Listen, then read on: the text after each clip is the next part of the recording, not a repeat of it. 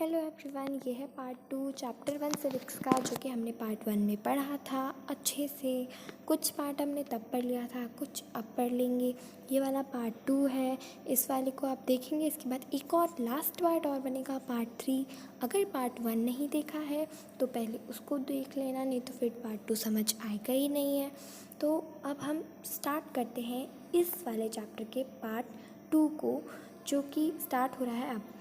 Another important function that a constitution plays in a democracy is to ensure that a dominant group does not use its power against other less powerful groups. देखो, ये तो बहुत simple है कि जो constitution होता है ना, एक और ज़रूरी काम करता है कि डेमोक्रेसी में, कि वो ये देखता है कि कोई बड़ा पावरफुल ग्रुप छोटे छोटे ग्रुप्स को अपनी बात ना मनवाए, ज़बरदस्ती उन पर ज़्यादा जोर ना चलाए। और अब इसके नीचे हम देखो, एक है ना स्टोरी बोर्ड आएगा, मतलब एक स्टोरी अच्छी सी, जैसे हमने पढ़ी थी ना वो बुली वाली पार्ट 1 में, है ना, वैसी अब एक स्टोरी आएगी।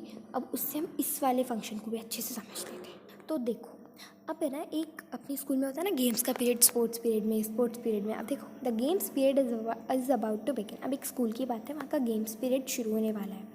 अब लड़के बोल रहे हैं, जो लड़की बोल रही, पहले लड़कियाँ बोल रही हैं कि ना हमें चलो आज बास्केटबॉल खेलते हैं, रोज़ तो क्रिकेट खेलते ही हैं। तो अब लड़के क्या बोल रहे हैं, नहीं हम तो क्रिकेट ही खेलेंगे।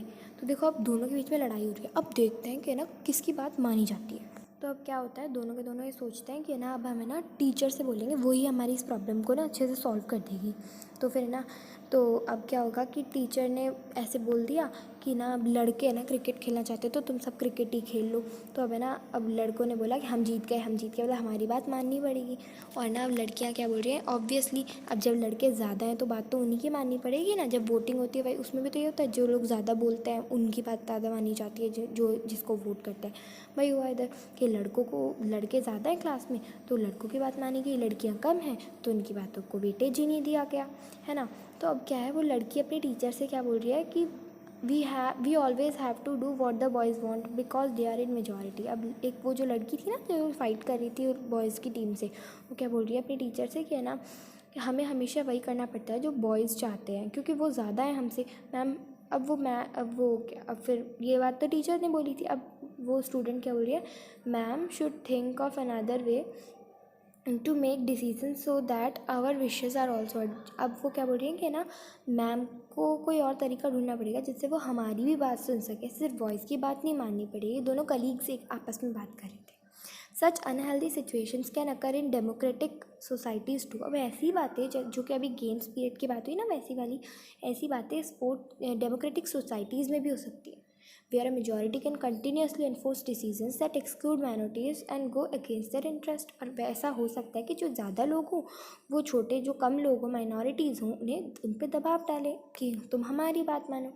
As the above storyboard illustrates, every society is prone to this tyranny of the majority. और जो भी अब हमने स्टोरी बोर्ड पढ़ा ना, उसमें ये बता रखा है कि हर एक सोसाइटी को इस बात को मानना ही पड़ता है। टायरनी एक वो बात होती है जिसे हम मानना नहीं चाहते बट हमें माननी पड़ती है, unfortunately. The Constitution usually contains rules that ensure the minorities are not excluded from anything that is routinely available to the majority।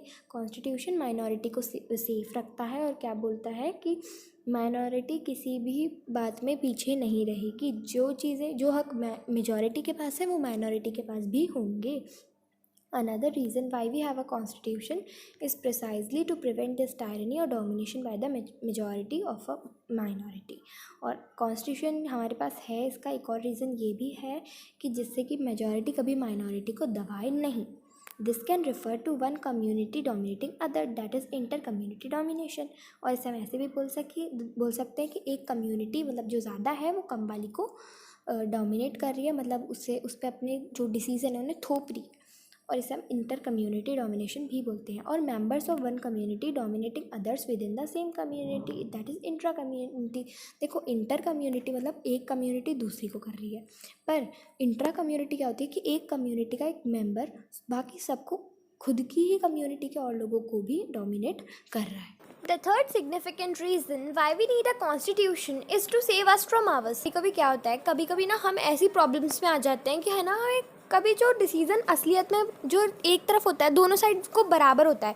अगर मान लो कभी आपको टीवी देखनी है और कभी आपको पढ़ना है, तो मतलब आपको अगले दिन टेस्ट है तो पढ़ना भी ज़रूरी है, और टीवी पे शो आने वाला है आपका फेवरेट, तो वो देखना भी ज़रूरी है। तो मतलब कभी कभी है ना, हमें खुद को खुद से बचाना होता है कि हमें देखो पढ़ना ज़रूरी है, लेकिन हम बस इस टीवी के चक्कर में हम पढ़ाई नहीं कर रहे हैं। इस वजह से ना, आप देखो, इस वजह से हमको खुद को खुद से बचाता है constitution. This may sound strange, but what is meant by this is that we might at times feel strongly about an issue that might go against our larger interest. अब देखो क्या होता है। अब मैंने आपको ऐसे बोला खुद को खुद से बचाना, ये बात लगी तो अजीब होगी, बट है ना, इसका मतलब ये है कि हमें कभी कभी किसी बात के बारे में ऐसा दिल से लगता है कि हाँ ना, हमें टीवी देखनी है तो भाई देखनी ही है, क्योंकि हमारा फेवरेट शो आने वाला है, हम तो उसे छोड़ ही नहीं सकते। हमारा ज़्यादा मन कर रहा होता है टीवी देखने का, पढ़ाई का, तो फिर भी ऐसा कर रहा होता है कोई नहीं यार, कम नंबर आ जाएंगे टेस्ट में। पर नहीं, ऐसा नहीं होना चाहिए। And the constitution helps us guard against it. और कॉन्स्टिट्यूशन हमें इस चीज़ से बचाता है कि हमें कभी अब इस टाइप के काम नहीं करें। Look at the storyboard below to understand this better. अब देखो आपकी बुक में है तो इतनी सारी स्टोरी बोर्ड्स, इतनी सारी स्टोरीज़ है, अब है ना, उसमें से एक और आती है, इधर एक और स्टोरी बोर्ड है, इसमें एक लड़की है शबनम, उसके बारे में बात करेंगे। सेम इसी सिग्निफिकेंट रीज़न को डिस्क्राइब करेगा वो स्टोरी बोर्ड। इससे आपको ये वाला रीज़न भी अच्छे से समझ आ जाएगा। अब देखो, Shabnam is in a fix, इधर फिक्स का मतलब है प्रॉब्लम। शबनम यहाँ पे एक प्रॉब्लम में है। She has a decision to make. अब है ना, उसको एक फ़ैसला लेना है, उसे एक डिसीज़न लेना है। I have 2 chapters left to revise for tomorrow's test. उसके पास ना 2 चैप्टर बच रहे हैं, जैसे आपके टेस्ट होते हैं ना, वैसे उसके टेस्ट के लिए उसे 2 चैप्टर रिवाइज करने बच रहे हैं कल के टेस्ट के लिए। But it's time for my favourite TV programme. पर उसका फेवरेट टीवी प्रोग्राम आने वाला है, I am dying to watch, और वो उसे दिल से देखना चाहती है। वो चाहती है कि उसे बिल्कुल ना छोड़े, उसे वो देखना ही देखना है। But if I do that I won't have time to finish my revision. पर अगर वो इस टाइम टीवी देखती है तो वो अपना रिविज़न कर ही नहीं पाएगी। अब ठीक है, तो वो इस प्रॉब्लम में, अब वो टीवी देखे या पढ़ाई करे। तो अब उसकी मम्मी क्या बोल रही है, Shabnam why are you looking so worried. अब उसकी मम्मी क्या बोल रही है कि तुम इतनी परेशान क्यों लग रही हो। तो शबनम बोल रही है, I want to watch this TV programme but I have a test tomorrow. अब शबनम अपनी मम्मी को अपनी प्रॉब्लम बता रही है। वो क्या बोल रही है कि मुझे ये टीवी प्रोग्राम देखना है, पर मेरा कल एक टेस्ट है। If you all will watch TV I will also want to watch. अगर आप भी टीवी देखोगे तो मेरा भी देखने का मन करेगा। I have an idea. अब उसके पास ना एक आइडिया है। वो क्या है, ये देखो। What if no one watches TV tonight. ऐसा हो, क्यों ना ऐसा करें हम कि ना कोई भी टीवी नहीं देखेगा आज। Then I may not be tempted. तो फिर मेरा भी जी नहीं ललचाएगा टीवी देखने के लिए। तो फिर इस वजह से अब ना उसकी मम्मी पापा को भाई बात माननी पड़ती है, बेटे के अच्छे नंबर आने ही चाहिए, पढ़ा लिखा रहे हैं। अब है ना, शबनम अगले दिन स्कूल पे टेस्ट दे रही है। फिर उसके दिमाग में एक थॉट आ रहा है, वो कुछ सोच रही है। वो क्या सोच रही है, it's a good thing I did not watch TV. वो क्या सोच रही है कि अच्छा हुआ मैंने कल टीवी नहीं देखी। There are so many questions from the last 2 chapters. और उसके लास्ट के 2 चैप्टर्स में से बहुत सारे क्वेश्चंस आए हैं। तो अगर मानो, आप सोचो, अगर उसने कल वो वाला अपना टीवी शो देखा होता, तो फिर क्या वो अपने टेस्ट में अच्छे मार्क्स ला पाती। ऐसे वो उसने खुद को खुद से बचाया।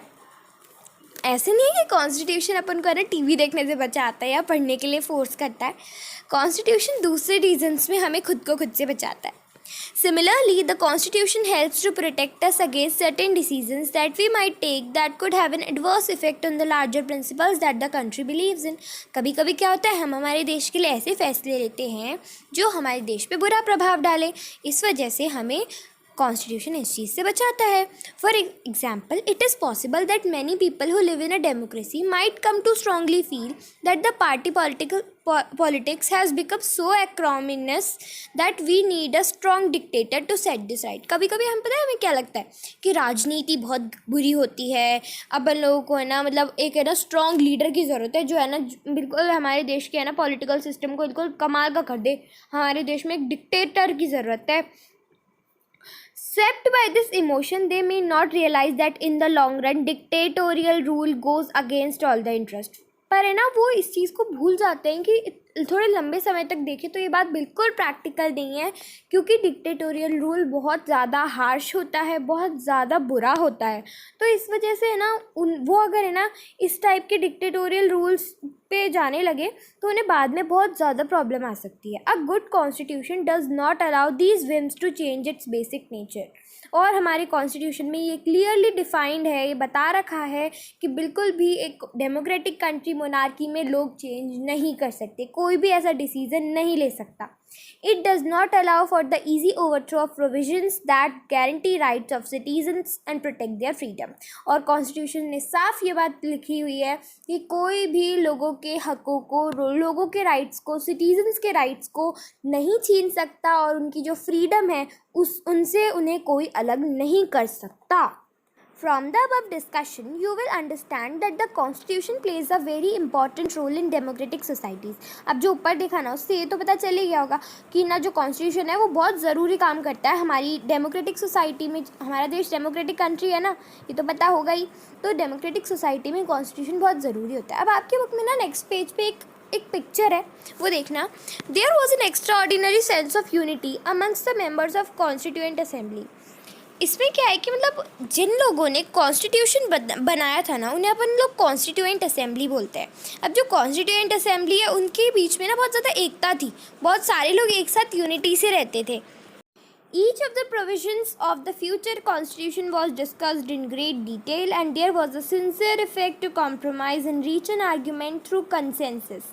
अब देखो कंसेंसस क्या होता है, सब लोगों का व्यू लेना कि कौन लोग किस चीज़ के फेवर में है, और एक एक डिसीजन, एक एक बात लिखने के लिए कॉन्स्टिट्यूशन में बहुत ज़्यादा डिस्कशन हुआ था। सब लोगों की सहमति की ज़रूरत थी, जो लोग कॉन्स्टिट्यूएंट असेंबली के लोग थे। The above photo shows Sardar Vallabh भाई Patel, a prominent member of Constituent Assembly।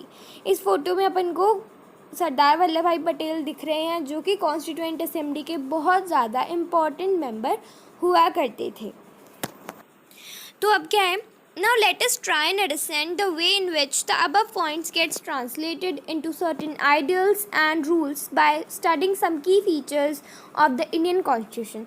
अब इतना सारा तो पढ़ लिया, अब सबसे ज़रूरी पार्ट इस चैप्टर का आ रहा है, जो कि है अपने इंडियन कॉन्स्टिट्यूशन की कुछ ज़रूरी बातें, जो कि आपकी बुक्स में कुछ 5 या फिर 6 पार्ट्स में डिवाइडेड हैं।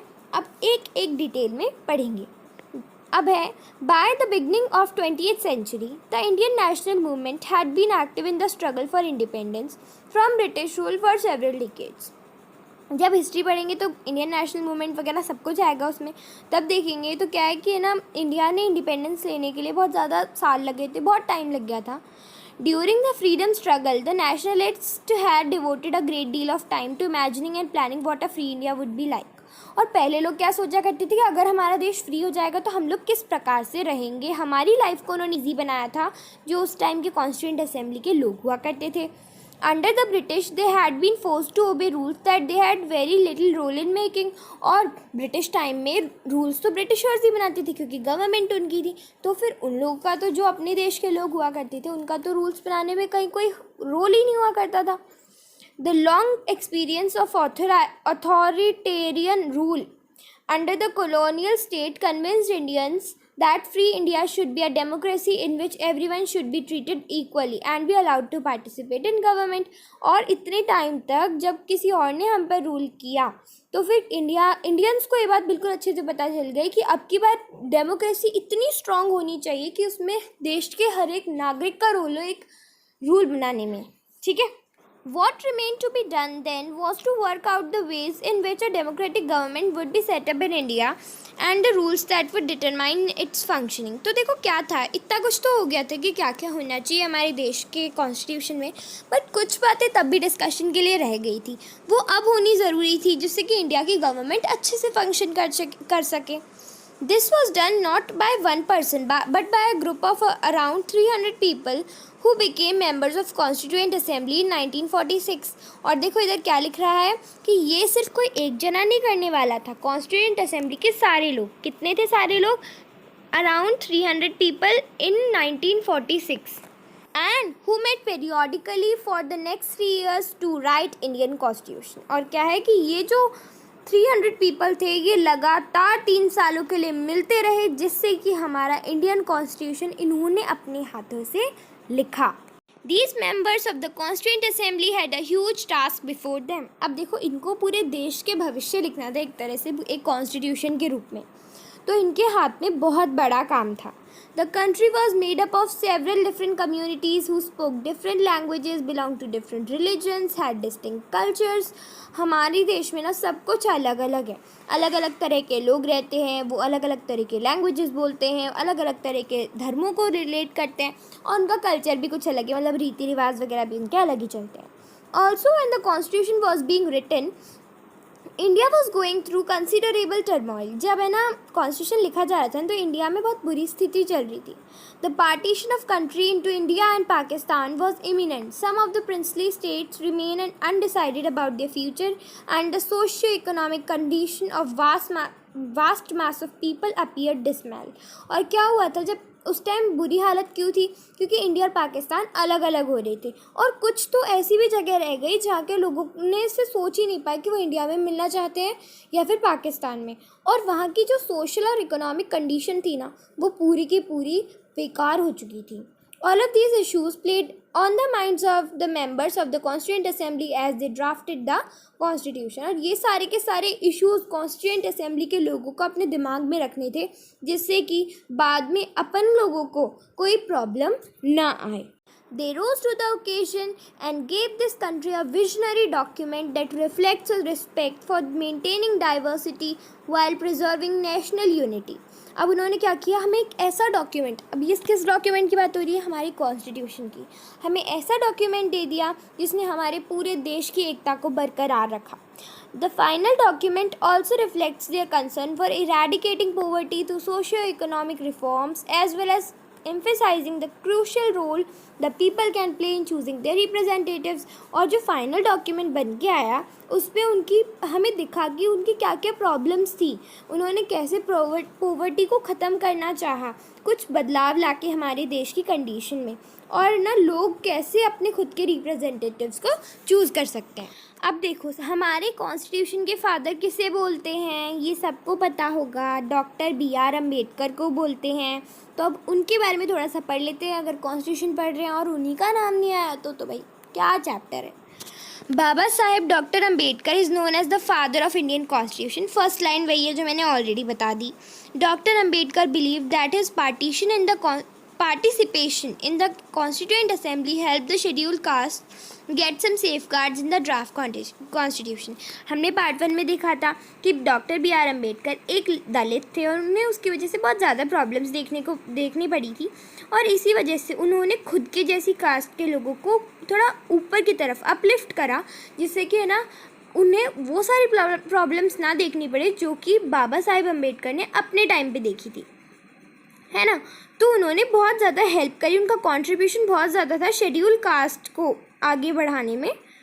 But he also stated that although the laws might exist, schedule caste still had reason to fear because the administration of these laws were in the hands of caste Hindu officers। अब देखो क्या है कि है ना उनको ऐसा लगता था कि है ना शेड्यूल कास्ट के फेवर में भी कुछ लॉज होने चाहिए, और है ना पर उन्हें डरने की इसलिए भी ज़रूरत थी क्योंकि जो पूरी की पूरी एडमिनिस्ट्रेशन थी ना, जो रूल्स बनाते थे ना मेनली, वो सारी की सारी हिंदू ऑफिशियल्स के हाथ में थी। तो और हिंदूज़ तो आपको पता ही अनटचेबिलिटी पे कितना यकीन करते हैं, छुआछूत पे। He therefore urged scheduled caste to join the government as well as the civil services। तो इस वजह से उन्होंने कॉन्स्टिट्यूशन में ये भी लिखा कि जो शेड्यूल कास्ट के लोग हैं वो लोग मतलब सिविल सर्विसेज क्या होती है, गवर्नमेंट जॉब्स, उसमें जा सकते हैं और गवर्नमेंट में रूल मेकिंग बॉडी भी बन सकते हैं अगर उन्हें लोग इलेक्ट करें तो। उन्होंने कॉन्स्टिट्यूशन में ये भी डाला हुआ है। तो अब ये पार्ट 2 भी ख़त्म हो गया है। पार्ट 3 अब नेक्स्ट वाला पार्ट होगा जो कि मैं कल अपलोड करूँगी, और इस वीडियो को ज़्यादा लंबा करना बिल्कुल भी ठीक नहीं है, इसलिए अगर मेरा वीडियो अच्छा लगा हो तो इस चैनल को ज़रूर सब्सक्राइब करना और लाइक भी कर देना इस वीडियो को। वही बोलूँगी, अगर चैप्टर आपके दोस्तों को भी समझ आए उनको भी भेज देना सेकेंड पार्ट, और अगर सब्सक्राइब आज नहीं करना तो कल कर देना, जब कल नहीं तो जब मन करे तब कर देना। तो मिलते हैं नेक्स्ट पार्ट में। Bye bye.